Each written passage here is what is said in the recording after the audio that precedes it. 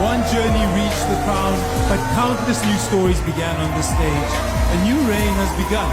She is about to embark on a journey of her lifetime. Come along. Alagado from the Philippines. Good night.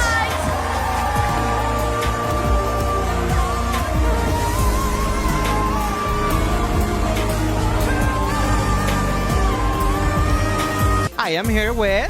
Miss Supranational 2026 from the Philippines. I love it, honey. How are you feeling tonight? I still can't believe it. I'm so happy. I am beyond out of words because it's been 13 years since the Philippines won Supranational. I know. And I'm excited to bring home this crown, this amazing achievement for not just for me but the whole Filipino. Well, the whole country. I love when all the people say Venezuela. Yes. Because Venezuela, yes, I love it. And I love you, exactly. I love how you do your catwalk. You're so amazing, and when you bring out with this dress, was amazing. Seriously, I was thinking like, oh my God, seriously. And also the national costume for me was the best national costume. And you did an amazing. How are you feeling? Are you feeling good? I'm super happy. I'm so happy to be with my team, my Oh, family. We are just all celebrating. This is such a big win for me and for them. And I can't wait to work with the organization. And of course. And I am just so excited for the year ahead of me.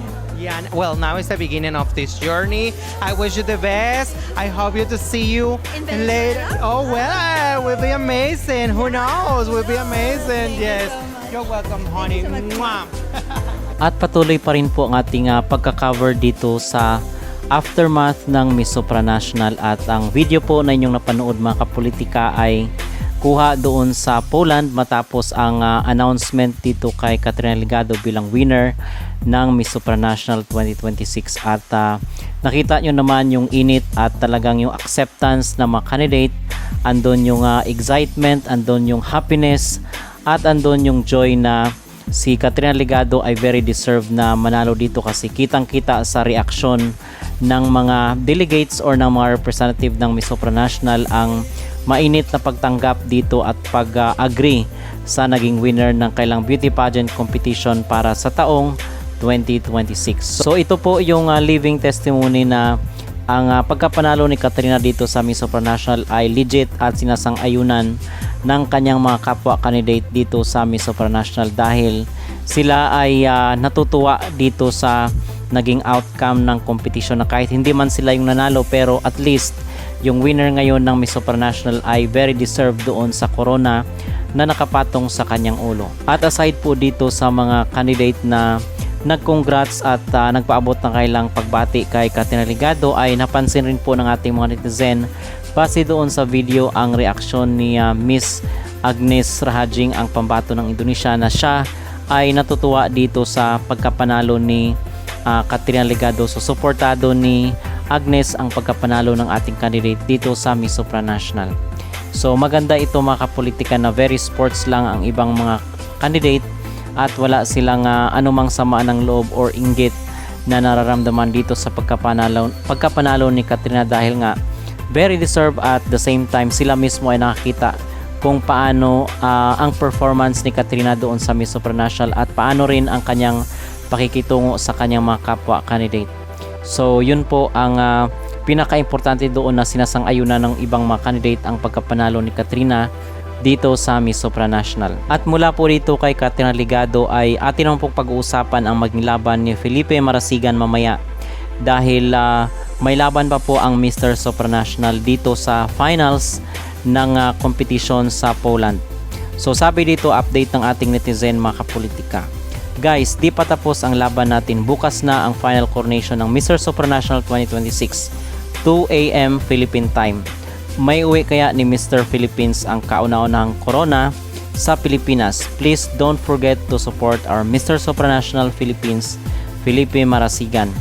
So, marami ang nagsabi na malakas na ang laban ni Felipe rin dito sa Mr. Supranational, at abangan natin yung kanyang laban mamaya. So, sabi naman ng ating mga netizen ay baka winner din daw ang Pilipinas dito sa Mr. Supranational, kasi hindi pa tayo nananalo dito sa Mr. Supranational. So kung magkaganon mga kapolitika ay talagang hakot corona ang Pilipinas para ngayong taon dito sa mundo ng beauty pageant. Okay, so abangan po natin kung ano ang kapalaran na naghihintay dito sa ating pambato sa Mr. Supranational sa 2 AM na po yan ng umaga. Siguro ay hindi tayo makakaabot yan mga kapolitika kasi sobrang lalim na ng gabi. Pero i-update po natin kayo bukas kung ano ang resulta or outcome ng Mr. Supranational para ngayong taon. Ano po ang inyong magreaksyon mga kapolitika dito sa maging laban ni Felipe Marasigan? Mananalo kaya ang ating candidate dito sa Mr. Supranational? At ano rin po ang inyong masasabi dito sa mainit na pagtanggap ng ibang mga candidate kay Katrina Ligado sa kanyang pagkapanalo sa Miss Supranational? Mag-comment down below at huwag kalimutang mag-like at mag-subscribe na rin kayo para updated kayo sa ating mga latest issue. Nasaan na kaya yung mga nagsasabing wala siyang pag-asang manalo? No? Alam niyo kung ano yung napansin ko sa pageant community? Minsan mas mabilis pa tayong mag-cancel ng sarili nating kandidata kaysa suportahan siya. Diba? Pero eto yung nakakatuwa. Nasaan na kaya sila ngayon? Diba? Dahil ang babaeng halos isulat na ng iba bilang failed representative, siya ngayon ang bagong Miss Supranational 2026. Pagkatapos ng 13 years mula ng makasaysayang panalo ni Mucha Datul, muling nasa Pilipinas ang Supra Crown. At alam niyo kung ano yung pinakamagandang parte? Hindi nakinig si Katrina sa ingay ng mga bashers. Habang busy ang iba sa paggawa ng hate posts at doom predictions, tahimik siyang nag-training. Habang ang iba ay eksperto sa panghuhusga sa comment section, siya naman ay nag-focus sa stage kung saan talaga binibigay ang corona. Ito ang dahilan kung bakit naniniwala kung ang pinakamalaking kalaban ng isang Filipina queen ay kadalasang hindi ibang bansa, kundi ang sarili nating kababayan na unang-unang humihila pababa. Kaya siguro oras na rin matuto tayong suportahan muna ang kandidata bago tayo magdeklara ng pagkatalo. Diba? Ngayon, may bagong Miss Supranational na ang Pilipinas. At dahil nakuha na natin ang unang Big Six crown ngayong 2026, isang tanong naman ang naiwan. Miss World na kaya ang susunod? 13 taon na rin mula nang manalo si Megan Young. Panahon na kaya para muli natin maiuwi ang corona? To Miss Katrina Ligado, hindi lang corona ang napanulunan mo. Pinatunayan mo ring mali ang mga napakaraming taong maagang humusga. Pero ang tanong ngayon, may mga aamin kaya na nagkamali sila? O magpapanggap na lang sila na simulat sa pool ay supporter sila? What are your thoughts about this? Don't